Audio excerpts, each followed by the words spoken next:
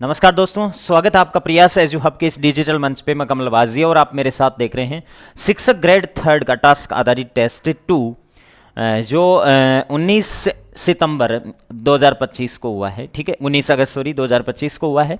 हाँ जी, देखिएगा, मैथ्स के क्वेश्चनों का सॉल्यूशन करेंगे। और मैथ्स के क्वेश्चनों में आज जो पहला क्वेश्चन है वो क्या है कि किसी वस्तु को 20% लाभ पर बेचने पर, किसी वस्तु को 20% लाभ पर बेचने पर उसे 20% हानि पर बेचने की तुलना में 60 रुपए ज्यादा प्राप्त होते हैं, तो क्रय मूल्य बताओ। किसी वस्तु को 20% लाभ पर बेचने पर 20% हानि की तुलना में 60 रुपए ज्यादा प्राप्त होते हैं, वस्तु का क्रय मूल्य ऑलवेज कितना परसेंट होता है? 100% होता है। लागत हमेशा 100% होती है। कितनी होती है बंधु? 100% होती है। उसे 20% लाभ पर बेच रहे हो आप, 20% लाभ पर बेचते हो, तो आपका सेलिंग प्राइस होता है 120%, 120%। इसकी तुलना में अगर इसे 20% हानि पर बेचो, अगर 20% आप हानि पर बेचोगे, 20% हानि पर बेचने का मतलब आपको सेलिंग प्राइस से 80% ही मिल रहा है। 80% मिलने का मतलब कितना कम, एक कम कितना मिल रहा है ये बताइएगा, कम कितना मिल रहा है टोटल में। ठीक है, तो बताइएगा। हाँ जी, किसी वस्तु को 20% लाभ पर बेचने पर उसे 20% हानि पर बेचने की तुलना में, तुलना हानि से कर रहा है तो इधर से कर लो, तो बताओ हानि पर बेचने की तुलना में लाभ पर बेचने पर कितने रुपए ज्यादा मिल रहे हैं ये बताओ। यहां पे 40 रुपए ज्यादा मिल रहे हैं, 40% ज्यादा है। और 40% ज्यादा है, ये किसके बराबर कर दो? 60 रुपए के बराबर कर दो। तो 40% बराबर 60 रुपए के कर दिया, तो 1% बराबर आएगा 60 बटे कितना? 40। और हमें क्रय मूल्य निकालना है तो 100% की वैल्यू आ जाएगी। क्रय मूल्य 100% होता है तो 60 बटे 40 इंटू क्या कर देंगे? 100। 20 का भाग 2 बार, 20 का भाग 3 बार, 2 का भाग 50 बार, 50 को 3 से गुणा करोगे, 150 रुपए उस वस्तु का क्या आ जाएगा? क्रय मूल्य आ जाएगा, जो कि कौन से ऑप्शन में है? बी ऑप्शन राइट हो जाएगा। ओके दोस्तों, नेक्स्ट इसके बाद में अगले क्वेश्चन पे चलते हैं। 20 पुस्तकें बेचने पर 5 पुस्तकों के क्रय मूल्य के बराबर हानि होती है। 20 पुस्तकें बेचने पर 5 पुस्तकों के क्रय मूल्य के बराबर हानि होती है। ऐसे प्रश्नों में हानि का सूत्र लिख लो। हानि का सूत्र होता है मेरे बंधु क्रय मूल्य माइनस विक्रय मूल्य। क्या होता है? क्रय मूल्य माइनस विक्रय मूल्य हानि का सूत्र होता है। इस प्रकार के जो 4-5 क्वेश्चन बनते हैं, इनका सॉल्यूशन ऐसे कर सकते हो आप कि 20 पुस्तकें बेचने पर 5 पुस्तकों के क्रय मूल्य के बराबर हानि होती है। 20 पुस्तकें बेचते हो तो 20 खरीदी भी है आपने। 20 पुस्तकें अगर आपने बेची है तो 20 पुस्तक खरीदी भी है आपने। ठीक है, और 20 पुस्तक में एक का क्रय मूल्य अगर मैं सीपी मान लूं तो 20 पुस्तकों का क्रय मूल्य 20 सीपी और 20 पुस्तकों का विक्रय मूल्य 20 एसपी आ गया। दोनों का अंतर ही हानि है, और हानि है 5 पुस्तकों का क्रय मूल्य, 5 पुस्तकों का क्रय मूल्य 5 सीपी हो गया। ठीक है, ओके, बताओ बंधु, ये 20 सीपी इधर आके 5 सीपी में से घटेगा, 20 सीपी इधर आएगा और घटेगा तो माइनस का 15 सीपी बचेगा। ओके, बराबर बचेगा माइनस का 20 एसपी। माइनस से माइनस कैंसिल आउट हो जाएगा और सीपी और एसपी का रेशियो कितना आ जाएगा? तो एक वस्तु का क्रय मूल्य 20 रुपए है और उसका विक्रय मूल्य कितना है? 15। तो हानि कितने की हो गई? 5 की। 5 की हानि कितने पर? 20 पर इंटू 100। ये हानि प्रतिशत आ गया। क्या आ गया बंधु? हानि प्रतिशत आ गया। 20 का भाग 5 बार, 5 5 कितना? 25% की हानि, जो कि कौन सा ऑप्शन है? डी ऑप्शन इसका क्या होगा? राइट। जितनी वस्तु खरीदेगा उतनी ही बेचेगा। ठीक है, ठीक बात है। जितनी वस्तुओं का लागत है उतनी का ही आपको सेलिंग लिखना है। ठीक बात है। नेक्स्ट इसके बाद में एक दुकानदार कुछ संतरे 2 रुपए में 3 की दर से खरीदता है। ठीक है, और 4 रुपए में 5 की दर से सभी संतरे बेच देता है। व्यवसाय में प्राप्त लाभ अथवा हानि प्रतिशत। बहुत बार ऐसा प्रश्न आ चुका है। 2 रुपए में 3 की दर से कुछ संतरे खरीदता है, ओके, और फिर इन सभी को 4 रुपए में 5 की दर से बेच देता है। 4 रुपए में कितने की दर से? 5 की दर से। जितने खरीदे सबको बेचा। क्वांटिटी सेम बनाने वाला मेथड नंबर फर्स्ट है। क्वांटिटी सेम बनाओगे तो ऊपर 5 से गुणा, नीचे 3 से गुणा। और इस पूरे के पूरे सिस्टम को मैं नीचे लिख लेता हूं। 5 दूनी 10 रुपए में, 10 रुपए में आपने 15 संतरे खरीदे हैं। कितने संतरे खरीदे हैं? 10 रुपए में 15 संतरे खरीदे हैं। और 4 3 12 रुपए में, 12 रुपए में आपने 5 3 15 संतरे बेच दिए हैं, ठीक है। तो 15 संतरे खरीदकर 15 बेचे, इन सभी को बेच रहा है, तो 15 संतरों पर इसको प्रॉफिट कितने का हुआ ये बताइएगा। 15 संतरे खरीदकर 15 बेचने पर लाभ, क्रय मूल्य 10 रुपए और विक्रय मूल्य कितना 12 रुपए, तो लाभ कितने का, 2 का कितने पर 10 पर इंटू 100, 20% प्रॉफिट आ गया। कितना परसेंट, 20% प्रॉफिट आ गया। इसका ऑल्टरनेट तरीका क्या है, इसका ऑल्टरनेट तरीका ये भी है इस क्वेश्चन का, बस आप रोटेशन ध्यान रखना, रुपए पहले और क्वांटिटी बाद में लिख देना। तो 2 रुपए में 2 रुपए में 3 की दर से कुछ संतरे खरीदे और 4 रुपए में 5 की दर से बेच दिए। ओके, क्रॉस मल्टीप्लाई कर दो, 5 दूनी 10 और 4 3 कितना 12, और 10 में खरीदकर 12 में बेचने का मतलब हो गया कि 2 रुपए का लाभ है, 10 पर इंटू 100 करेंगे तो आपके पास में 20% लाभ आ जाएगा। ठीक बात है, ऐसे भी इस क्वेश्चन को आप कर सकते हो, पूरे व्यवसाय में प्राप्त लाभ प्रतिशत। नेक्स्ट इसके बाद में अगला क्वेश्चन क्या है, एक पंखा और एक घड़ी प्रत्येक को 627 रुपए में बेचा गया है, प्रत्येक का विक्रय मूल्य समान है मेरे बंधु। पहले पंखे का भी विक्रय मूल्य 627 रुपए है और घड़ी का भी विक्रय मूल्य कितना है 627 है, नो डाउट, कोई दिक्कत नहीं है। पंखे को उसने 10% लाभ पर बेचा है, पंखे को उसने 10% लाभ पर बेचा है, पंखे पर 10% लाभ कमाया और घड़ी पर इसने 5% हानि उठाई है, कोई दिक्कत नहीं है, घड़ी पर 5% हानि। एक काम कर लेता हूं, मैं पंखे और घड़ी का इंडिविजुअल क्रय मूल्य निकाल लेता हूं, ट्रिक यहां नहीं लगेगी, दोनों का विक्रय मूल्य समान है लेकिन एक पर लाभ और दूसरे पर हानि प्रतिशत समान नहीं है, तो इसलिए अपन कहेंगे ट्रिक नहीं लगेगी, दोनों का क्रय मूल्य निकालना पड़ेगा और दोनों का क्रय मूल्य सेपरेट निकालना पड़ेगा। मैं एक बात बता दूं, क्रय मूल्य हमेशा 100% होता है और विक्रय मूल्य कभी 100 से ज्यादा तो कभी 100 से कम। 627 रुपए में बेचा और 10% का लाभ है, तो 627 रुपए 110% की वैल्यू है, तो 627 में 110 का भाग लगा दें और क्रय मूल्य निकालना है तो 100 से क्या कर दें गुणा। यहां 627 की वैल्यू 5% आने का मतलब 95% के बराबर है ये, तो 95% का भाग लगा दो, 1% का मान आ जाएगा और 95% का भाग लगाकर 1% का मान निकालकर क्रय मूल्य चाहिए तो 100% निकालना होगा और 100 से मल्टीप्लाई कर दो। ठीक बात है, अगर क्रय मूल्य दे रखा होता तो 100 का भाग लगाते और लाभ हानि प्रतिशत से मल्टीप्लाई करते। ओके, 0 से 0 काट देता हूं, 11 का भाग 11 5 55 है, बच गया कितना 7 11 7 77, 570 रुपए आ गया। 570 पहली वस्तु का या पंखे का क्रय मूल्य आ गया। 5 का भाग 19 बार जाता है और 5 का भाग इधर 20 बार, 19 का भाग 19 3 57 और 19 3 57, यहां से क्रय मूल्य आ गया 660 रुपए।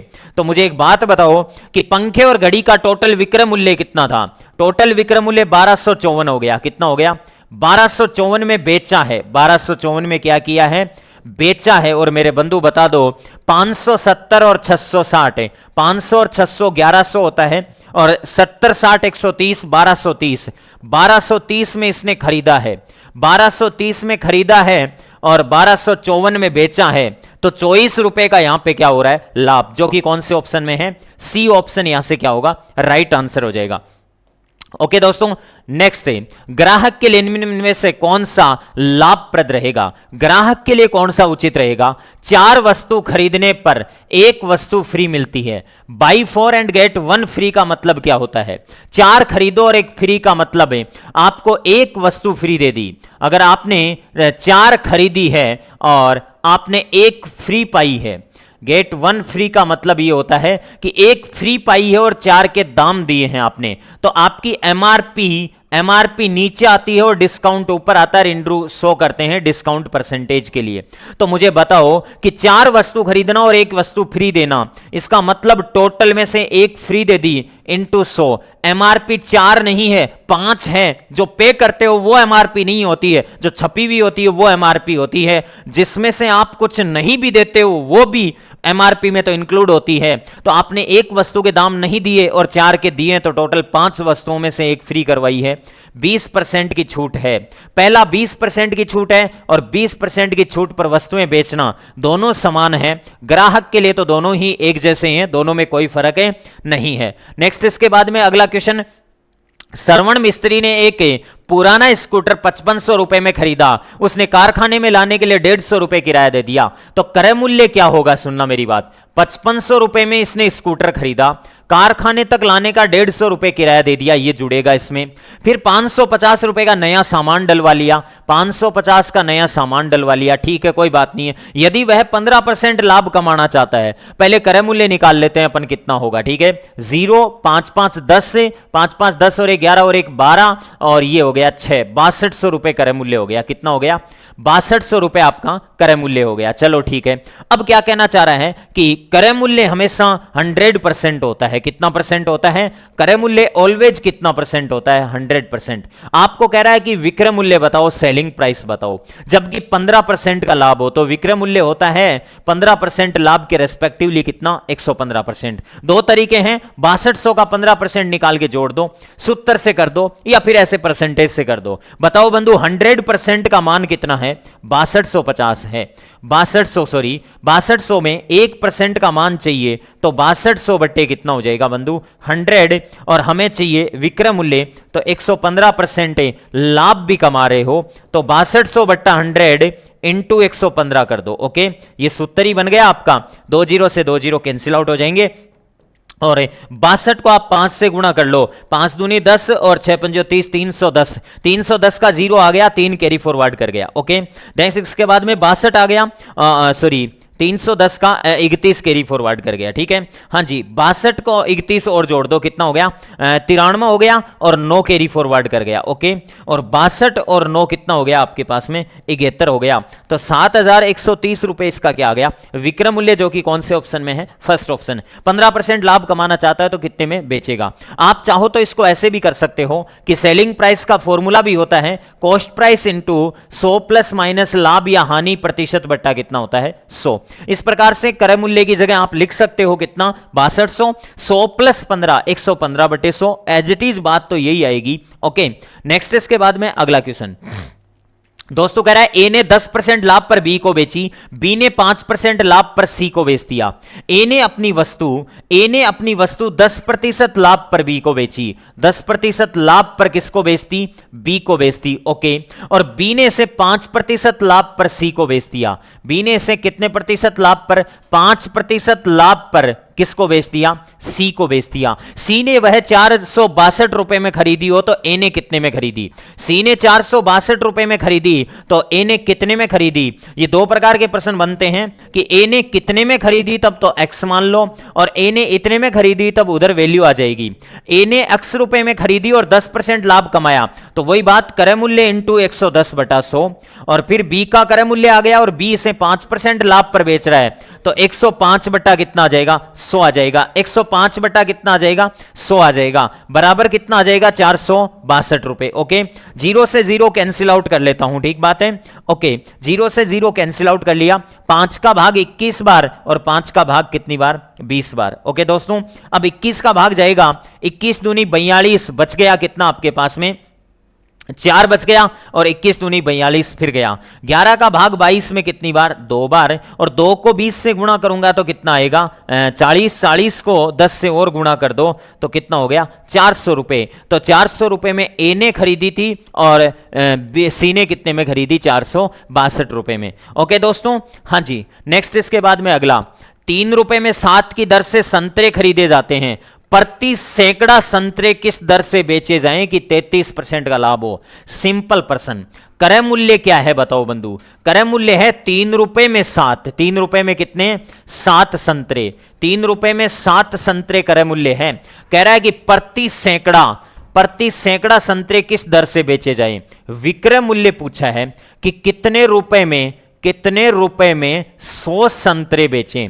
प्रति सैकड़ा संतरे का मतलब होता है कितने रुपए में 100 संतरे बेचें कि 33% का लाभ हो। मेरे बंधु, ये क्रय मूल्य है, ये हमेशा कितना परसेंट होता है? 100% होता है। ओके, और ये विक्रय मूल्य है, 33% लाभ चाहिए तो 133% की वैल्यू निकाल ले। ओके, सबसे पहले आ जाए इधर देख। हाँ जी, मैं एक बात बताता हूं, मूल्य का सूत्र। मूल्य जब भी चाहिए रुपए में मात्रा का भाग लगा दो। रुपए में किसका भाग लगा दो? मात्रा का भाग लगा दो, तो 100% बराबर ये मूल्य कितना है? तू कहेगा 3 रुपए में 7 है, मैं कहूंगा 3/7 है। 3/7 का मतलब होता है 3 रुपए में 7, क्योंकि रुपए ऊपर और मात्रा नीचे। 1% का मान कितना होगा? 3/7 के नीचे क्या लगा देते हैं? बट्टा 100 लगा देते हैं, तो ये 7 कहां आ जाएगा? नीचे। 133% का मान चाहिए, तो 3 वाला नीचे 7 तो नीचे आ गया, इंटू 100 है ही, और इंटू 133 लिख दो। ओके, लो बताओ बंधु, यहां पे 7 का भाग जाता है क्या? 7 का भाग बिल्कुल जाता है। 7 का भाग खुद में कितनी बार जाता है? एक बार, और 7 एकम 7 बच गया 6, 9 7 63 है, 19 3 57 है, बट्टे कितना? 100। और 57/100 का मतलब क्या है? 57/100 का मतलब कोई समझा सकता है क्या? अभी अभी बताया, ये भी विक्रय मूल्य ही है, लेकिन इसमें ऊपर तो क्या है? रुपए। ऊपर तो क्या है? रुपए। ऊपर फॉर्मूला देख सकते हो कॉर्नर में, ऊपर रुपए और नीचे क्या है? मात्रा। इसका मतलब 100 संतरे 57 रुपए में बेचे जाएंगे, तो 57 रुपए में। आपको यह भी पूछ सकता है 200 संतरों का मूल्य कितना होगा, तो 57 का डबल 114 कर सकते हो आप। ठीक बात है। कैसे भी पूछ सकता है 1000 संतरों का मूल्य कितना होगा, तो 1000 संतरों का 570 मूल्य हो जाएगा। हाँ जी, हाँ जी, ये इस प्रकार से। नेक्स्ट इसके बाद में अगला क्वेश्चन है कि 2.5 रुपए प्रति पेंसिल की दर से पेंसिलें बेचने पर विनोद को 110 रुपए का लाभ होता है। कोई बात नहीं, इतनी ही पेंसिलों को 1 रुपए 75 पैसे की दर से बेचने पर 55 रुपए की हानि भी होती है। विनोद के पास में कितनी पेंसिलें हैं? सपोज विनोद के पास में माना X पेंसिल है। माना कितनी पेंसिल है? मान लिया विनोद के पास में X पेंसिल है। मान लिया विनोद के पास में X पेंसिल है, और मेरे बंधु एक बात बताए, X पेंसिलों को 2.5 रुपए प्रति पेंसिल के हिसाब से बेचेगा। X पेंसिलों को 2.5 रुपए प्रति पेंसिल के हिसाब से बेचेगा, तो 2.5x का रेवेन्यू आएगा। लेकिन इस रेवेन्यू में विनोद को 110 रुपए का लाभ होता है, और विक्रय मूल्य में से लाभ घटा लेते हैं। विक्रय मूल्य में से लाभ घटा लेते हैं तो बंधु क्रय मूल्य आ जाता है। और यही बात कि विनोद यदि इसे 1 रुपए 75 पैसे के हिसाब से बेचे, 1 रुपए 75 पैसे के हिसाब से बेचे X पेंसिलों को, X पेंसिलों को 1.75 के हिसाब से बेचे, X पेंसिलों का रेवेन्यू आएगा 1.75 इंटू X से। लेकिन यहां विनोद को 55 रुपए का घाटा हो रहा है, और 55 रुपए का घाटा अगर जोड़ दो विक्रय मूल्य में, आपको सबको पता है कि विक्रय मूल्य में नुकसान जो होता है वो जोड़ दो, क्रय मूल्य आ जाएगा। तो बताओ 2.5 रुपए के हिसाब से X पेंसिलों का कोई रेवेन्यू आया, उसमें से 110 घटा लिया तो क्रय मूल्य आ गया। ठीक बात है। और 1 रुपए 75 पैसे के हिसाब से जो रेवेन्यू आया उसमें हानि जोड़ दी तो क्रय मूल्य आ गया। और ये क्रय मूल्य दोनों केसेस में क्या होगा? बराबर होगा। क्रय मूल्य दोनों केसेस में क्या होगा बंधु? बराबर होगा। मेरे बंधु एक बात बता कि 2 रुपए 50 पैसा है। कितना है? 2 रुपए 50 पैसे में 1 रुपए 75 पैसा घटेगा। या फिर मैं ऐसे कह दूं 2.5x माइनस 1.75x इधर आके घट गया, बराबर के चिन्ह के उधर गया, 110 प्लस का और 55 भी किसका? प्लस का। So simple. बताओ बंधु 1 रुपए 75 पैसे घटा लो आप 2 रुपए 50 पैसे में, मेरे हिसाब से ये 75 पैसे ही बच रहा है। कितना बच रहा है? क्योंकि 25 पैसे तो इधर 2 रुपए बनने में, 50 पैसे वो, तो 0.75x बच रहा है। 0.75x बराबर कितना आ गया? 165 आ गया। कितना आ गया? 165 आ गया। अब बताओ x का मान अगर आपको निकालना है तो 165 में अपन भाग लगा देते हैं 0.75 का, और 0.75 का पॉइंट हटाएंगे तो 165 में मेरे बंधु 75 का भाग लगा दो और 100 से क्या कर दो? गुणा। 25 का भाग 75 में कितनी बार जाएगा? 3 बार जाएगा। और 25 का भाग इधर कितनी बार? 4 बार। 3 का भाग 3 5 15, और फिर बच गया 1 3 5 15। 55 को 4 से गुणा कर दो बंधु, 220 आ जाएगा क्या? 5 के 20 और 2 22, 220। तो बताओ विनोद के पास कितनी पेंसिल है? 220। बड़ा प्यारा अच्छा प्रश्न है, जरा ध्यान रखना इसका। ठीक बात है। ओके, तो ये इस प्रकार से आपके L1 के क्वेश्चनों का मैंने सॉल्यूशन करवा दिया है। ओके, थैंक यू दोस्तों। दोस्तों स्वागत करता हूं आपका, मैं इमरान, प्रयास एडू हब के ऑनलाइन प्लेटफॉर्म पर। दोस्तों इस वीडियो में हम बात करने वाले हैं हमारे जो रीट L1 में सब्जेक्ट से रिलेटेड जो रीट मेंस है, एक्चुअल में रीट मेंस के सब्जेक्ट से रिलेटेड जो क्वेश्चन है, वर्ल्ड ज्योग्राफी आपके कुछ टॉपिक दिया हुआ है, उसके बारे में हम यहाँ पर बात कर रहे हैं। तो हमारा पहला जो है वो है पृथ्वी की सतह पर सबसे बड़ा स्थल रूप कौन सा है। तो दोस्तों हमारी जो पृथ्वी है, इस पृथ्वी की सतह पर जो मैदानी भूभाग है वो सर्वाधिक विस्तृत हैं। तो मैदानी जो भूभाग है वो सबसे बड़े हैं हमारे स्थल रूप पर। ठीक है, नेक्स्ट पर आ जाते हैं। पर्वतों का निर्माण मुख्यतः किन क्रियाओं से होता है। दोस्तों पर्वत जो होते हैं ये सामान्यतः अगर हम बात करें पर्वतों की, तो एक पर्वत होता है वलित, एक होता है भ्रंशोथत। इसके अलावा एक जो पर्वत होते हैं वलित और भ्रंशोथत के अलावा एक होते हैं ज्वालामुखी पर्वत। ठीक है, ये ध्यान रखना है। तो वलित पर्वत है, भ्रंशोथत पर्वत है, ज्वालामुखी पर्वत है। अब दोस्तों ये जो पर्वत बनते हैं, ये पर्वत किससे बनते हैं? तो ये पर्वत आपको याद रखने हैं, ये पर्वत पृथ्वी के अंतर्जात बलों से बनते हैं, अंतर्जात बल। अब दोस्तों यहाँ पे ये बात याद रखने वाली है कि ये अंतर्जात बल क्या होते हैं। तो अंतर्जात बल जो होते हैं ये पृथ्वी की आंतरिक शक्तियाँ हैं, जिनमें जैसे एग्जाम्पल के लिए भूकंप है, ठीक है, ज्वालामुखी है, ठीक है, भूकंप है, ज्वालामुखी है। इसके अलावा जैसे भ्रंश है, ठीक है, प्लेट टेक्टोनिक है, प्लेट विवर्तन है। ये सारे जो बल हैं ये पृथ्वी की आंतरिक शक्तियों से उत्पन्न बल होते हैं। ये पृथ्वी की आंतरिक शक्तियों से उत्पन्न बल हैं, ये ध्यान रखना है आपको, है ना। अब यहाँ पे पर्वतों का जो निर्माण है तो वो अंतर्जात शक्तियों से होते हैं। बाह्य शक्तियाँ जो होती हैं ये कौन सी होती हैं? बाह्य शक्तियाँ एक तो होती है अपर्दन और एक होता है अपक्षय। अब यहाँ पे आपको याद रखना है कि ये अपक्षय क्या होता है दोस्तों। तो अपक्षय तो होता है चट्टानों का टूटना, चट्टानों का टूटना जो होता है ये अपक्षय कहलाता है। और टूटे हुए कणों का जो किसी माध्यम के साथ परिवहन जो होता है, उस परिवहन को हम क्या नाम देते हैं? अपर्दन। ठीक है, ये ध्यान रखना है। तो ये होती है बाह्य शक्तियाँ। इन बाह्य शक्तियों से क्या बनती है? इन बाह्य शक्तियों से जैसे वी आकार की घाटी इनसे बन जाती है, वी आकार की घाटी इससे बनती है। इसके अलावा जैसे यू आकार की घाटी है वो इनसे बन जाती है, यू आकार की घाटी इनसे बनती है ना, ये ध्यान रखना है। तो वी आकार की घाटी और यू आकार की घाटी इनसे बन जाती है। ठीक है, तो इसका राइट आंसर जो होगा वो क्या होगा? अंतर्जात शक्तियां। नेक्स्ट पे आते हैं।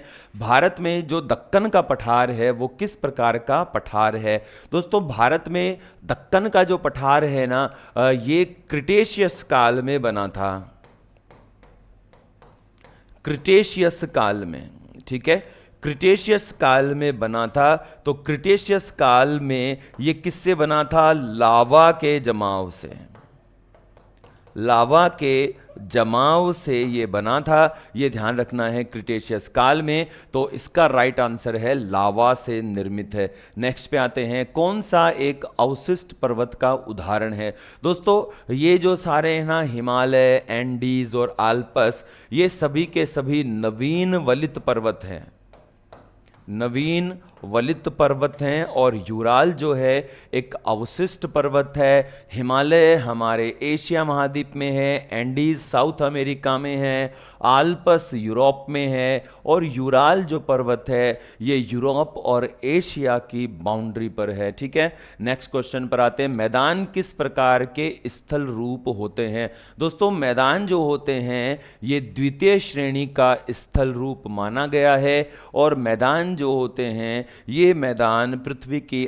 आंतरिक जो हलचलें होती हैं उनसे निर्मित होते हैं। ठीक है, और नेक्स्ट पे हम आ जाते हैं। नेक्स्ट है ब्लॉक पर्वत का निर्माण किससे होता है? तो ब्लॉक पर्वत का निर्माण होता है भ्रंशन से। अब दोस्तों भ्रंश क्या होता है? तो मान लेते हैं ये हमारा क्या है, कोई स्थल खंड है। ठीक है, अब इस स्थल खंड में दो विपरीत दिशाओं से, इस स्थल खंड में दो विपरीत दिशाओं में संचलन होता है, दो अपोजिट डायरेक्शन में संचलन होता है। तो इस संचलन के कारण यहाँ पे भ्रंश की उत्पत्ति होती है। भ्रंश को हम और क्या कहते हैं, भ्रंश को हम कहते हैं फॉल्ट।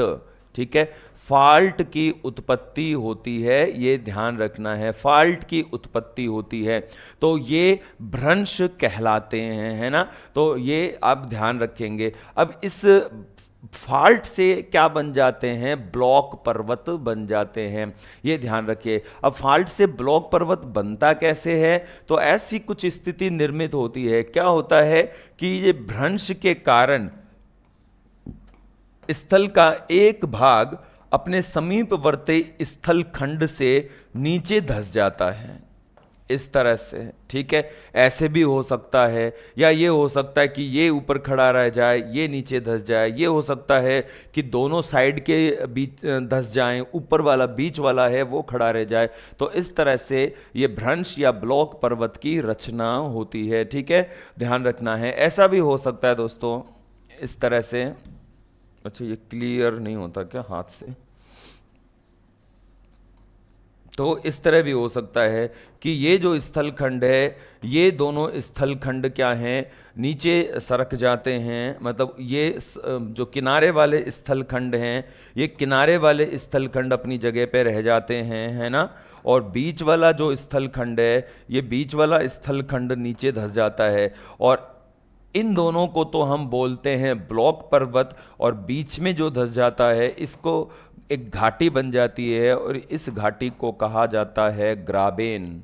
तो ये घाटी ग्राबेन कहलाती है, ध्यान रखेंगे। ओके, नेक्स्ट पे, हिमालय पर्वत किस प्रकार का पर्वत है? तो दोस्तों हिमालय एक नवीन वलित पर्वत यानी कि मोड़दार पर्वत है। कौन सा ज्वालामुखी पर्वत का उदाहरण है? दोस्तों ज्वालामुखी पर्वत का उदाहरण क्या है? Mount Kilimanjaro. ये तंजानिया में स्थित है और एक शांत ज्वालामुखी पर्वत है, और हमारे अफ्रीका की सबसे ऊंची चोटी है। नेक्स्ट है, ग्रेट प्लेन्स ऑफ इंडिया किस नदी के द्वारा निर्मित है? तो great plains of India Ganga नदी के द्वारा निर्मित है। ठीक है, ये ध्यान रखना है। नेक्स्ट पे आते हैं। चलो दोस्तों, ये हमारे वर्ल्ड ज्योग्राफी के जो क्वेश्चन है वो एंड होते हैं। ठीक है, आई होप आप सभी इसको अच्छे से समझ गए होंगे।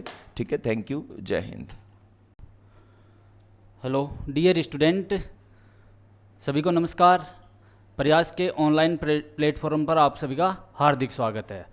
जो टेस्ट सीरीज टास्क आधारित हमारी चल रही है, जिसमें हम जो लेवल फर्स्ट है उसके फिजिक्स के पार्ट के क्वेश्चन हम सॉल्यूशन करने जा रहे हैं। तो देखना 7-8 प्रश्न है फिजिक्स के जो आपके गति के नियम पर आधारित हैं। देखो पहला प्रश्न 124 नंबर से स्टार्ट होते हैं। एम द्रव्यमान की कोई वस्तु है जिसका वेग दे रखा आपको v है, तो इसका संवेग क्या देखा आपको? संवेग दे रखा है। संवेग क्या पढ़ते हैं हम? संवेग क्या होता है? उसका वेग और उसका द्रव्यमान, इनका क्या होता है? गुणनफल होता है। संवेग क्या होता है? वेग और उसके द्रव्यमान का गुणनफल होता है। तो देखो वेग को क्या दे रखा? v, द्रव्यमान को m, संवेग को p से आपका p बराबर m v, v m या m v, इसको m v के रूप में हम लिख सकते हैं। तो आपका ऑप्शन देखो कौन सा है? कौन सा है? Option C. देखो ऑप्शन में 1/2 mv² क्या होती है? गतिज ऊर्जा होती है। ये क्या होती है?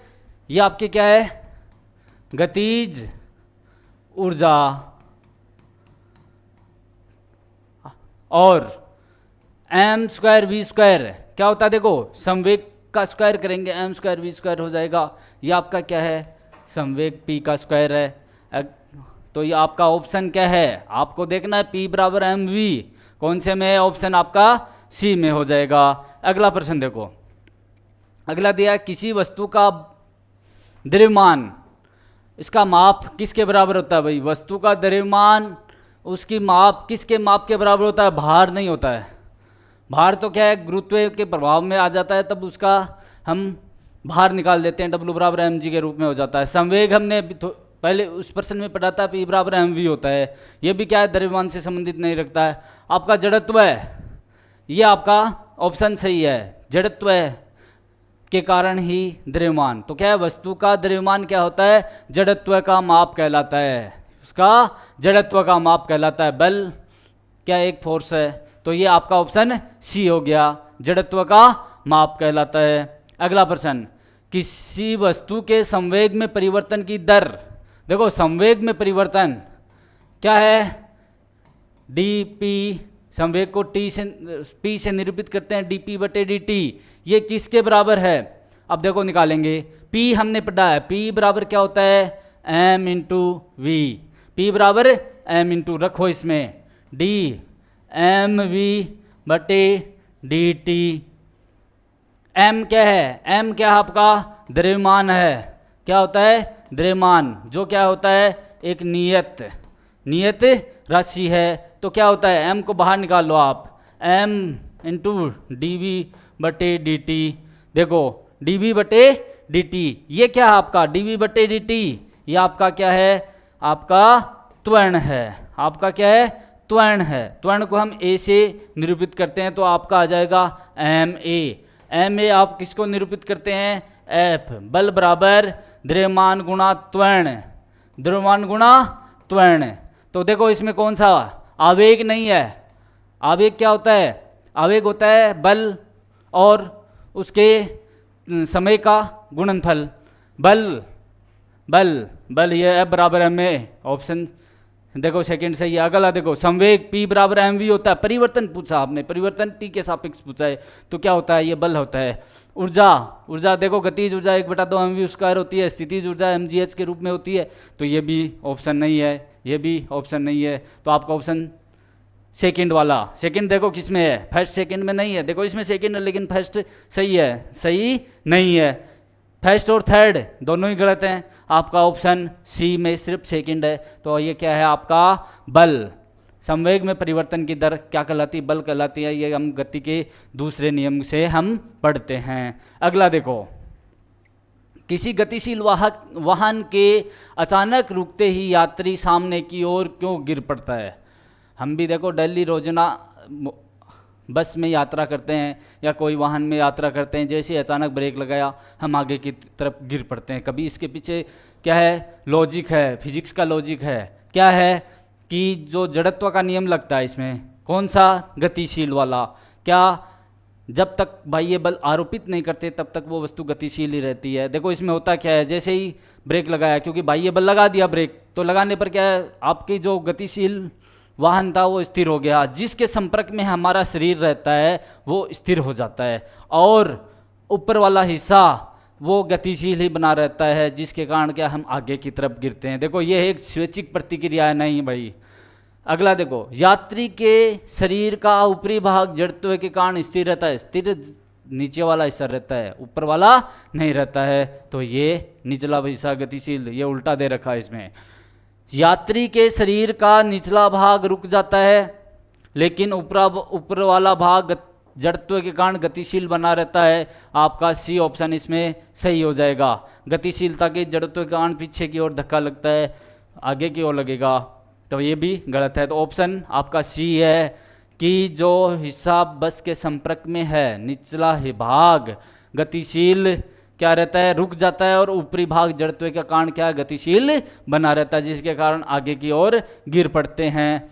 ये भी हमारे डेली लाइफ का एक उदाहरण है जो न्यूटन के प्रथम नियम पर आधारित है। अगला देखो, सर्कस में दौड़ते हुए घोड़े की पीठ पर बैठा घुड़सवार उछलकर पुनः अपनी उसी स्थिति में आ जाता है, क्योंकि भाई घोड़ा दौड़ रहा है और उस पर भी हम बैठे हैं, सवार है, घुड़सवार उस पर बैठा है, जैसे ही वो उछला वापस अपनी पुनः स्थिति में आ जाएगा। क्यों भाई, क्यों इसमें रखता है, हमने जड़त्व के नियम पढ़े हैं, स्थिरता का जड़त्व का नियम, गतिशीलता का जड़त्व का नियम। स्थिरता का क्या है, कोई वस्तु स्थिर ही रहेगी जब तक उस पर बाह्य बल आरोपित नहीं करते हैं, बाह्य बल आरोपित करते हैं पर क्या वो गतिशील हो जाती है।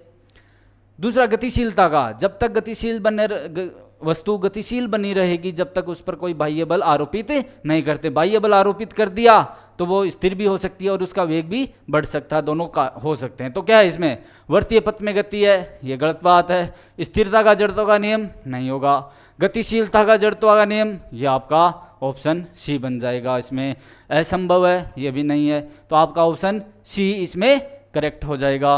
अगला प्रश्न देखो, निम्न कथनों में से असत्य कथन बताने हैं। गलत कथन क्या बताना आपको, गलत कथन बताना है। देखो, न्यूटन का तृतीय नियम संवेग संरक्षण पर आधारित होता है। सही बात है भाई, न्यूटन का तृतीय नियम संवेग संरक्षण पर आधारित होता है। कैसे, हमने क्रिया प्रतिक्रिया का नियम भी बोलते हैं इसको, और हम इसके एग्जाम्पल पढ़ते हैं रॉकेट नौदन वाला, कि रॉकेट की गति न्यूटन के तृतीय नियम पर आधारित होती है, और बंदूक से निकली हुई गोली, बंदूक का प्रतिक्षेप वेग पढ़ते हैं हम, ये भी क्या है, न्यूटन के तृतीय नियम पर आधारित होता है, जो संवेग संरक्षण का पर आधारित होते हैं। ये दोनों क्या उदाहरण संवेग संरक्षण पर आधारित होते हैं, ये बात सत्य है।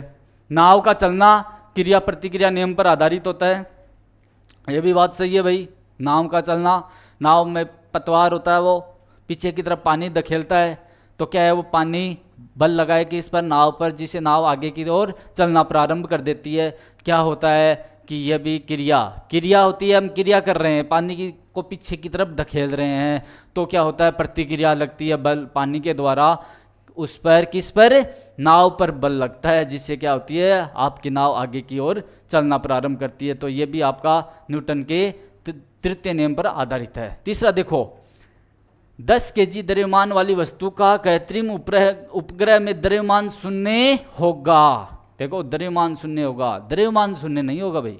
द्रव्यमान आप कहीं पर भी ले जाओ उस वस्तु को, द्रव्यमान उतना ही रहने वाला है। क्या चेंज होगा, उसका भार चेंज हो जाता है। चाहे आप उसको कृत्रिम उपग्रह पर ले जाएं, या चंद्रमा पर ले जाएं, या किसी और पिंड पर ले जाएं, जहां जी का मान चेंज हो रहा है वहां पे उसका भार चेंज होता है, न कि द्रव्यमान। तो आपको असत्य कथन पूछा है, तो असत्य कथन आपका सी है। अगला देखो, गति का प्रथम नियम जड़त्व का नियम कहलाता है, ये बात सत्य है। हम पढ़ते हैं जड़त्व का नियम, गतिशीलता का, स्थिरता का जड़त्व का नियम पढ़ते हैं, ये भी सही है। तो आपका ऑप्शन कौन सा सही है, इसमें गलत कथन आपका सी है। अगला प्रश्न देखो, एक ठंडा पेय पदार्थ तुला पर रखा हुआ है, जब उसका ढक्कन खोल देते हैं तो उसका भार में क्या परिवर्तन होता है भाई। ढक्कन खोल दिया आप, क्या है, आप कोल्ड ड्रिंक लेके आते हो, तो कोल्ड ड्रिंक को आप वजन जो तुला होता है तोलने वाला, उस पर रख दिया, आप उसको ढक्कन खोल दिया, तो क्या जो बाहर की गैसें हैं वो अंदर प्रवेश करेंगी, तो क्या गैसों में कुछ उसमें भार होता है, जिसके कारण कुछ वजन होता है ना, उसका द्रव्यमान होता है, जिसके कारण होगा क्या कि उसका वजन बढ़ जाएगा। लेकिन जैसे ही वो रिएक्शन करेगी तो क्या है, वो आपका कोल्ड ड्रिंक पदार्थ होता है वो बाहर की तरफ निकलने लगता है, जिससे क्या हो, फिर उसका भार घटता रहता है, घटता जाएगा। तो पहले बढ़ेगा, गैस अंदर प्रवेश करेंगी, फिर क्या रिएक्शन के बाद में फिर घटना स्टार्ट हो जाता है। तो आपका सी इसमें ऑप्शन बन जाएगा। बढ़ेगा भी नहीं, पहले बढ़ेगा फिर घटेगा, तो क्या है, पहले बढ़ेगा फिर घटेगा, वही रहेगा, ये भी गलत है। तो आपका ऑप्शन इसमें सी हो जाएगा। अगला प्रश्न देखो, एक किताब मेज पर रखी हुई है, मेज की क्रिया तथा मेज की किताब पर प्रतिक्रिया के बीच का कोण क्या होगा। देखो, क्रिया प्रतिक्रिया, हम नियम पढ़ते हैं, क्रिया और प्रतिक्रिया दोनों एक दूसरे के विपरीत होती हैं, दिशा में, डायरेक्शन में विपरीत समान बल होते हैं वो। तो आप, एक मेज है और मेज पर क्या रख दिया आपने, एक बुक रख दी, आपने एक किताब रख दी। अब देखो, जो ऊपर किताब है उसके द्वारा बल कहाँ लगेगा, नीचे की तरफ, क्या लगेगा, फोर्स, किसके द्वारा, आपकी बुक के द्वारा, किताब के द्वारा नीचे की तरफ बल लगता है।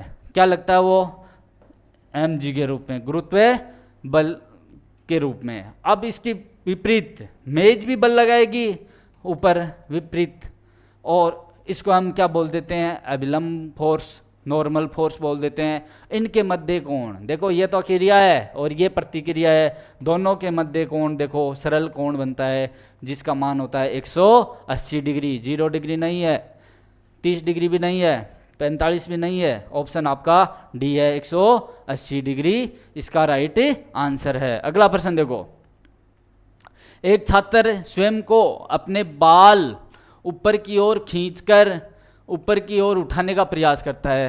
भाई हम क्या करते हैं, बाल हमारे हैं और इसको ऊपर की तरफ खींचते हैं और उठाने का प्रयास करते हैं, छोड़ते हैं कि भाई वो सीधा खड़ा रहे, तो क्या होगा, बाल अपनी वापस पुनः स्थिति में आ जाता है। क्यों? क्योंकि उसके द्वारा जो लगाया गया फोर्स होता है वो आंतरिक बल के रूप में वो उसमें शामिल हो जाता है। तो देखो ऐसा कौन सा है, लगाया गया बल बहुत कम है, ज़्यादा लगा के देख लो आप, तभी वापस अपनी पुनः स्थिति में आ जाएंगे। बाल पकड़ने में लगने वाला घर्षण बल अल्प होता है, ये भी गलत बात। न्यूटन का जड़त्व नियम जीवित वस्तुओं पर लागू नहीं होता है, ये भी गलत बात, सभी पर लागू होगा। लगाया गया बल निकाय का आंतरिक बल होता है, ये बात सत्य है। भाई लगाया गया जो फोर्स होता है वो निकाय के आंतरिक बल के रूप में उसमें समाहित होता है। तो ये आपका ऑप्शन डी सही आंसर हो गया। तो ये प्रश्न थे आपके 8 प्रश्न थे हमने किए, तो बहुत इजी प्रश्न थे। तो सभी को और कोई क्वेश्चन में दिक्कत हो तो आप कमेंट कर सकते हो, और सभी को धन्यवाद, बहुत इजी प्रश्न थे। ठीक है, टास्क आधारित टेस्ट सीरीज में आप सबका हार्दिक स्वागत है। टेस्ट सीरीज नंबर 2 में कल जो हिंदी के अपने जो प्रश्न लगे हैं उनके बारे में देखिएगा, उनका सॉल्यूशन करते हैं। 133 नंबर जो प्रश्न है इसमें पूछा गया है, निम्न में से कौन सा मध्यम पुरुष यानी मध्यम पुरुषवाचक सर्वनाम का उदाहरण नहीं है। आपको ध्यान देना है, नहीं है ये पूछा गया है। तो क्या वह, आप, तुम और तुम्हारा, जैसे उत्तम पुरुष, मध्यम पुरुष और अन्य पुरुष, ये 3 भेद बताए गए हैं बच्चों। इनमें उत्तम पुरुष जो होता है वो वक्ता होता है, और मध्यम पुरुष होता है वो श्रोता होता है, और अन्य में हम किसी तीसरे की बात करते हैं। तो उत्तम जो होता है वो वक्ता, उसके लिए खुद के लिए जो प्रयुक्त होने वाले शब्द है मैं, मेरा, मुझे, मुझको, मुझसे, मैंने, ये एक वचन में आते हैं। बहुवचन में हम, हमारा, हमें, हमको आता है। तो इनमें एक वचन के आधार पर या बहुवचन के आधार पर उत्तम पुरुष नहीं है। हमें पूछा गया मध्यम पुरुष। मध्यम पुरुष में भी आपको एक वचन और बहुवचन 2 बताए गए थे, एक वचन और बहुवचन। एक वचन में यानी अकेले के रूप में बात करते हैं, तू, तेरा, तुझे, तुझको, तुझसे इत्यादि। बहुवचन में एक से अधिक होने का बोध करवाया, जहां पर हमने बात की थी तुम, तुम्हारा, तुम्हें, तुमको, तुमसे, तुमने। इनके साथ में हमने ये कहा था एक आदर सूचक शब्द के रूप में आपका भी प्रयोग किया जाता है, वो श्रोता के रूप में हो, सामने वाले से जब हम वार्तालाप करते हैं। तो यहां देखिए आप सामने वाले के लिए प्रयुक्त किया जाता है एक वक्ता के रूप में यानी श्रोता के रूप में, तुम ये भी श्रोता के रूप में, तुम्हारा भी श्रोता के रूप में। ये तीनों इसके उदाहरण है, जबकि वह इसका उदाहरण नहीं है, क्योंकि वह प्रत्यक्ष रूप से पूछा जाए तो आप इसको बताओगे ये निश्चयवाचक का उदाहरण है। किसका उदाहरण है? निश्चयवाचक का। लेकिन ये 3 जगह प्रयुक्त होता है, वाक्य में प्रयोग करने पर पता लगेगा ये अन्य पुरुष भी हो सकता है, यह निश्चयवाचक भी हो सकता है सर्वनाम के रूप में, और सार्वनामिक विशेषण भी हो सकता है। तो पूछा है कौन सा इसका उदाहरण नहीं है, तो हमारा उत्तर हो जाएगा 1। चलिए इसी क्रम में आगे बढ़ते हैं। 134 नंबर प्रश्न है, यह कौन सा सर्वनाम है, यह शब्द के लिए पूछा गया है। तो देखिए पुरुषवाचक कह सकते हैं, क्योंकि पुरुषवाचक में मैंने अभी बताया था 3 जगह आता है। निजवाचक में नहीं आएगा, निजवाचक में स्वयं के रूप में प्रयुक्त होता है वो वाले शब्द आते हैं, इनमें ये नहीं आएगा। अनिश्चयवाचक में कोई, कुछ, किसी, ये नहीं आएगा। संबंधवाचक में नहीं आएगा। अब केवल ये पूछा, इनके अलावा बच्चों अगर ऑप्शन आता ना निश्चयवाचक, तब तो हम इसको चुनते, लेकिन जब ये है नहीं तो हमारे पास जो ऑप्शन है उसके मुताबिक अन्य पुरुषवाचक सर्वनाम के रूप में उदाहरण ए हो जाएगा। इसी क्रम में अगला प्रश्न देखें। 135 में पूछा है, हम किसी का कुछ नहीं बिगाड़ सकते, हम किसी का कुछ नहीं बिगाड़ सकते, रेखांकित पद में सर्वनाम बताए। तो यहां पर रेखांकित पद हमारा कुछ है, इस कुछ के बारे में आपको बताना है कि हम किसी का कुछ नहीं बिगाड़ सकते। तो क्या ये निश्चयवाचक सर्वनाम है? निश्चयवाचक में आपको बताया गया था यह, वह, ये, वे, इस, उस इत्यादि। अनिश्चयवाचक में कोई, किसी और कुछ, इनके बारे में कहा गया था। ये 3 ही आते हैं अनिश्चयवाचक। तो तो रेखांकित पद यहां कुछ की बात चल रही है कि ये बताएं आप कौन सा सर्वनाम है, तो ये अनिश्चयवाचक सर्वनाम हो जाएगा। व्यक्तिवाचक सर्वनाम, व्यक्तिगत सर्वनाम होता ही नहीं है, पुल्लिंग सर्वनाम नहीं होता, ये ऑप्शन इसी प्रकार से डाले गए, तो ऑप्शन हमारा यहां बी होगा। चलिए अगला प्रश्न, शायद कमरे में कोई छिपा हुआ है, इस वाक्य में रेखांकित शब्द है कोई, इसके बारे में आपको बताना है ये कौन सा सर्वनाम है। कोई, अभी जैसे हमने वार्तालाप की थी, क्या ये प्रश्नवाचक सर्वनाम है, सापेक्ष सर्वनाम है, अनिश्चयवाचक सर्वनाम है या व्यक्तिगत सर्वनाम है। तो अनिश्चितता का बोध करवा रहा है कोई, और यदि इस कोई के साथ में संकेतितार्थ शब्द या ये कहेंगे विशेष्य आता तो ये विशेषण बन जाता, ठीक है, संख्यावाचक विशेषण की बात करते। फिर यहां पर इसके साथ में कोई विशेष्य नहीं है, अतः ये केवल सर्वनाम है, उत्तर हमारा यहां सी हो जाएगा। इसी क्रम में आगे बढ़ते हैं। 137 नंबर प्रश्न है, निम्न में से कौन सा शब्द सर्वनाम नहीं है, ये पूछा नहीं है वो बताओ। उस, मैं, तुम, सड़क, सड़क तो एक संज्ञा शब्द हो गया ना, संज्ञा शब्द है, अतः ऑप्शन हमारा डी बिल्कुल सही है। इसी क्रम में 138 नंबर प्रश्न, किस वाक्य में सर्वनाम का अशुद्ध प्रयोग हुआ है, यानी अशुद्ध प्रयोग बताना है। यानी शुद्धता के रूप में हमने बात की थी कक्षा में पढ़ते समय, कुछ अशुद्ध शब्द भी होते हैं। मैं अपना काम कर रहा हूं, मेरे को कुछ भी याद नहीं आ रहा, जिसने भी खाया है सराहा है, उसने मुझे कहा। अब देखिए मेरे या तो ये कहेंगे मुझसे कुछ भी याद नहीं हो रहा है, या मुझे कुछ याद नहीं आ रहा है, इस प्रकार से प्रयोग कर सकते हैं। तो मेरे के साथ में को का प्रयोग करते हैं, ये अशुद्धि हो जाती है, ये सर्वनाम संबंधी अशुद्धि होती है। तो शुद्ध सर्वनाम का प्रयोग नहीं हुआ, या तो ये लिखेंगे मुझे कुछ भी याद नहीं आ रहा, या मुझसे कुछ भी याद नहीं हो रहा, इस प्रकार से शुद्ध हो जाता। तो यहां ऑप्शन हमारा बी बिल्कुल सही होगा। इसी क्रम में आगे बढ़ते हैं। मैं अपने आप वस्त्र साफ कर लेता हूं, इस वाक्य में कौन सा सर्वनाम है। मैं कौन सा है, यह आता है उत्तम पुरुषवाचक सर्वनाम। अपने आप निजता का, यानी स्वयं का बोध करवा रहा है, तो स्वयं का बोध करवा, तो ये कौन सा हो जाएगा, निजवाचक सर्वनाम। कौन सा जाएगा, निजवाचक सर्वनाम। तो क्या इसमें प्रश्नवाचक और निजवाचक क्या दोनों ऑप्शन में है, ऐसा नहीं है। तो मैं के लिए तो उत्तम पुरुष इसमें नहीं है, अतः इसके बारे में तो पूछा ही नहीं गया। अतः दूसरा ऑप्शन यहां पर आता है, निजवाचक सर्वनाम ऑप्शन में है क्या, जी बिल्कुल सही है। तो तीसरा ऑप्शन हमारा यानी सी बिल्कुल सही होगा। इसी क्रम में 140 नंबर प्रश्न देखिएगा, कोई आ रहा है वाक्य में कोई शब्द क्या है या कौन सा सर्वनाम है। बार बार कहा है कोई, किसी, कुछ, ये तीनों अनिश्चितता का बोध करवा रहे हैं। यदि संकेतितार्थ या विशेष्य शब्द इनके साथ में जब प्रयोग किया जाता है बच्चों, तब ये विशेषण के रूप में आ जाता है। कोई शब्द के साथ में जब विशेष्य शब्द का प्रयोग किया जाएगा तो ये सार्वनामिक विशेषण बन जाएगा, लेकिन इसके साथ विशेष्य नहीं है। कोई आ रहा है अनिश्चितता का बोध करवा रहा है, अतः अनिश्चयवाचक सर्वनाम इसका उदाहरण, यानी ऑप्शन ए हमारा बिल्कुल सही होगा। चलिए 141 नंबर प्रश्न में क्या पूछा है, इनमें से किस वाक्य में मध्यम पुरुषवाचक सर्वनाम का प्रयोग नहीं हुआ। ध्यान रखना, नहीं पूछा है। और मध्यम पुरुष में आपको बताया था एक वचन में तू, बहुवचन में तुम और आदेश सूचक के रूप में आप। तो देखिए आपने तो कमाल कर दिया, आपने यानी सामने वाले से बात करें श्रोता के रूप में, तो इसका मतलब यहां तो प्रयोग हुआ है। सुभाष चंद्र बोस देशभक्त थे, आपने देश सेवा के लिए उच्च पद का भी त्याग कर दिया। अगला देखिए, तुम दिल्ली से कब आए, आप बहुत अच्छा गाती हैं। तो देखिए तुम, आप और आपने, ये तो सामने वाले यानी श्रोता के रूप में बोध करवा रहा है, अतः मध्यम पुरुषवाचक का इसमें प्रयोग हुआ है।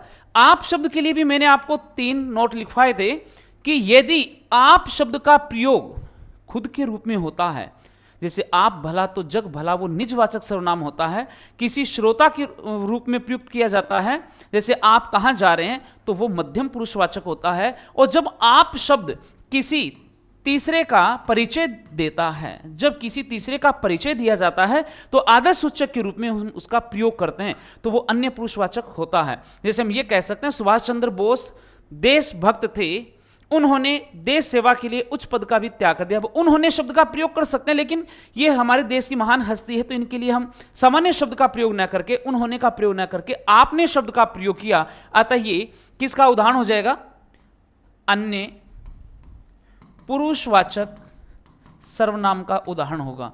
और प्रश्न क्या पूछा गया है, मध्यम पुरुषवाचक का उदाहरण नहीं है, तो हमारा उत्तर यहां बी बिल्कुल सही होगा। चलिए, हिंदी के इतने ही प्रश्न हैं। धन्यवाद। नमस्कार, प्रयास एजुअप पर एक बार पुनः आप सबका स्वागत है। मित्रों, मैं डीएम सर आज आपको लेवल 1 में 19 अगस्त को जो 2025 में एग्ज़ाम हुआ था सेकंड, उसमें इंग्लिश के 8-9 क्वेश्चन आए थे, उनको सॉल्व करने आए। क्वेश्चन नंबर 142 में देखिए, यहाँ पर प्रोवर्ब पूछ रहा है। प्रोवर्ब का meaning, what does the proverb a watch pot never boils. जो वॉच पोट है, जो देखा हुआ जो बर्तन है, वो कभी क्या है, बॉयल नहीं होता। अर्थात यहाँ पर ये इसका मीनिंग क्या दे रखा है, time seems to pass more slowly when one is impatiently waiting for something. Some talks are inherently slow regardless of observation. Cooking require constant attention to be successful, or it is dangerous to leave a pot unattended on the stove. देखो यहाँ पर अगर हम इसका मतलब देखें तो इसका जो मीन्स है वो ये है कि वो आपने एक लाइन सुनी होगी, इंतज़ार की इंतहा हो गई, ठीक है ना। तो उस तरीके का बात है। तो जो वॉच वाला पोर्ट है वो कभी बॉइल्स नहीं होता। इसका मतलब है एंडलेस वेटिंग, एंडलेस वेटिंग, इंतज़ार की इंतहा हो जाना, यानी बहुत काम स्लोली हो जाना। तो जिस चीज़ को हम किसी पर गौर करते हैं, वॉच पोर्ट है, वो कभी बॉइल्स नहीं होता। तो time seems to pass more slowly, बहुत स्लोली काम चल रहा है, ऐसे लगता है कि समय जो है बहुत धीरे धीरे गुजर रहा है। व्हेन वन इज पेंसली, जो हम किसी आदमी के लिए वेटिंग करते हैं, तो वही बात है जो आपने सुनी है, अब तो इंतज़ार की इंतहा हो गई। तो वही लाइन है। आप इसके लिए एक शब्द ईडियम्स भी यूज़ कर सकते हैं। यहाँ पर मैं आपको बता दूँ, इसके लिए जो ईडियम यूज़ होगा वो होगा ए स्नेल्स पेस। स्नेल पेस का मतलब वेरी स्लोली, इस तरीके का यहाँ पर मिलता जुलता यहाँ ईडियम भी यूज कर सकते हैं। तो ये है आपका प्रोवर्ब, और इस प्रोवर्ब का मीनिंग है एंडलेस वेटिंग। एंडलेस वेटिंग की बातें होती हैं। अगला क्वेश्चन देखेंगे, complete the proverb, let sleeping dog wake, lie, work, rest. देखो इसका सही जो करेक्ट प्रोवर्ब बनता है वो लाई से बनता है। लेट स्लीपिंग डॉग लाई, जो लेट स्लीपिंग डॉग लाई, यानी कि जो सोता हुआ डॉग है उसे लाई, पड़ा रहने दो। अर्थात जब तक कोई काम गलत नहीं हो तब तक उसमें क्या है कि इंटरफेयर नहीं करना चाहिए। अवॉइड इंटरफेयरिंग, हमें क्या है कि इस तरीके से व्यवधान डालने में कोई फ़ायदा नहीं है। जब तक कि उस काम सही चल रहा है तब तक उस कोई परिवर्तन की आवश्यकता नहीं है। तो यहाँ पर यही इसका राइट आंसर होगा। जब तक कोई परिवर्तन की आवश्यकता नहीं है, जब तक कि काम खराब नहीं हो। अर्थात जब काम सही चल रहा है तो उसमें बीच में बदलाव नहीं करना चाहिए, इंटरफेयरिंग नहीं करना चाहिए, ऐसे इंटरफेयर से अवॉइड रहना चाहिए। ये इसका मीनिंग है। हालांकि यहाँ पर करेक्ट जो बनेगा वो लाई बनेगा। आगे देखो next, Which proverb advises against making assumption about a person character or ability based on their quiet demeanor? देखो क्वाइट का मतलब बिल्कुल शांत होता है, शांत होता है। यहाँ पर एक तो कह रहा है साइलेंस इज गोल्डन। देखो एक चुप 100 को हराता है, 100 बोलतों को हराता है, 100 बोलतों को हराता है। ये इसका लगभग मीनिंग है। Empty vessels make most sound, थोथा चना वाजे घना, थोथा चना वाजे घना, यानी कि जो गरजते हैं वो बरसते नहीं है। जिसमें कुछ भी नहीं होता वो ज़्यादा अक्सर कर बजता है। बर्तन में कोई आप चीज़ें रख देंगे तो वो कम साउंड करेगा, जब खाली बर्तन होगा तो ज़्यादा बजेगा। तो इसका मतलब कुछ भी नहीं है। Action speak louder than word, action speak louder than word, शब्दों से ज़्यादा काम बोलते हैं, हुनर बोलते हैं। और स्टिल वाटर रन्स डीप, तो ये क्या कह रहा है कि ऐसा प्रोवर्ब जो एडवाइस करता against making assumption about a person character or ability based on their quiet demeanour. तो यहाँ पर इसका राइट आंसर जो होगा यही होगा still water run deep. Still water run deep, जो ठहरा हुआ पानी है वो अंदर से बहुत ज़्यादा रहता है। जैसे हमने हिंदी में एक कहावत भी सुनी होगी, परिंदों को मंजिल मिलेगी हमेशा, उनके फैले हुए पंख बोलते हैं, वही लोग खामोश रहते हैं अक्सर जिनके ज़माने में हुनर बोलते हैं। लगभग कुछ उसी तरीके की यहाँ पर विचारधारा है और यही इसका डी आंसर इसका राइट आंसर होगा। ठीक है ना। अगला क्वेश्चन देखेंगे, आपके स्क्रीन पर है। इफ़ समवन टेल्स यू, यदि कोई व्यक्ति आपसे ये बताए कि don't cry over spelled milk, चिल्लाने से कोई फायदा नहीं है फैले हुए दूध पर। अब पछताए होत क्या जब चिड़िया चुग गई खेत, जब दूध फैल गया तो अब चीखने से वो वापस दूध भर नहीं जाएगा। To be more careful when handling liquid milk is valuable commodity and should not be waste, to always seek a solution for every problem, that is the pointless, ये बेकार की बात है। टू lament, बिलाप करना over something, ठीक है, किसी चीज पर जो पॉइंटलेस चीज है, इसका राइट आंसर यही होगा। हाँ जी, that has already happened, जो घटना घट चुकी है अब उस पर क्या है, बिलाप करने से कोई फायदा नहीं है। अब पछताए होत क्या जब चिड़िया चुग गई खेत, यही बात है हमारी। ये राइट आंसर है डी, यही मिलता जुलता लाइन है। What is the meaning of you can't have your cake and eat too? You can't have your cake, तुम केक को रख नहीं सकते, एंड ईट टू, और खा भी नहीं सकते। यानी कि केक को अगर रखोगे तो उसे खा नहीं सकते, खाओगे तो उसे रख नहीं सकते। अर्थात भैया एक ही समय पर दो नावों में आप सवारी नहीं कर सकते, ये इसका हिंदी मीनिंग होगा। It is important to share your food with others, ये तो नहीं है।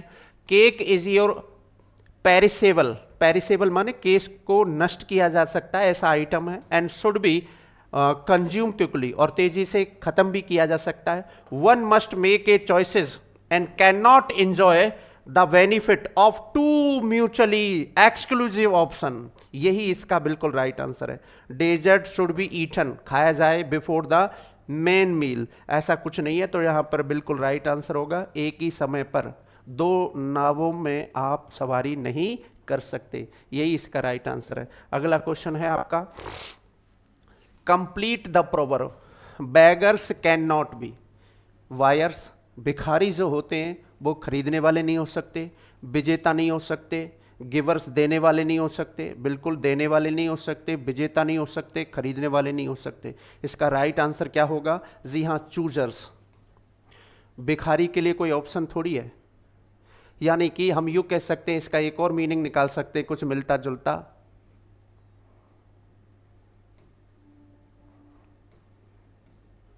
वाट,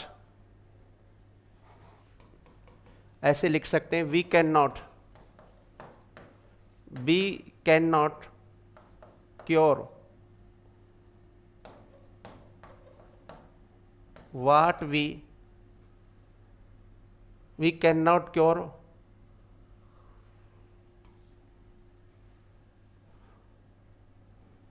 हम उसका इलाज नहीं करा सकते। कुछ इस तरीके से, मैं इसको पैसे में लिख देता हूं तो ज्यादा अच्छा रहूंगा। हाँ जी, what cannot be cured must we endure, must we endure, जिसका हम इलाज ना करा सकें, जिसका हम इलाज ना करा सकते उसको सहना ही पड़ेगा। अर्थात बेगर्स के लिए कोई ऑप्शन नहीं होता, क्योंकि ये भिखारी है, इसको जो कुछ मिलेगा भीख में वही खाना ही पड़ेगा। ठीक है ना। तो what can not be cured must be endured.